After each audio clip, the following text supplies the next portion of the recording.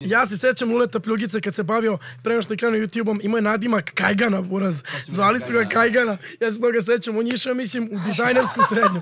Pazi, on ima najjaču nadimke ikada. Slušaj, imao je sigurno 50 kila više, razumeš? Bio bucki, ali uvijek je bio onako zajebant, razumeš? Uvijek nešto mulio, uvijek neke fazone priča ovo ono. Ko je to? Bija lagan. Znaš, uvijek je znao se snađe dobro i znam da je krenuo nešto, ne znam kako je on krenuo s YouTube-om, toga ne mogu da se setim, ali znam... Lulet Pljugica je dobio naziv tako što puši svakom klipu cigaru.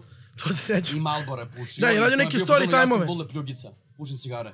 Da, i krenuo je... dobio neku sponzorstvo. Jeste, na kraju dobio sponzorstvo koliko ja znam od Malboro. Da, Malboro, tako nešto. Zamisli pre 5 godina dobiješ sponzorstvo. Od cigare. Pazi, cigarete nigde ne smije da se reklamiraju kao zvanično. I onda ti sponzoriš. Ali on je na neku foru dobio ne znam od koga.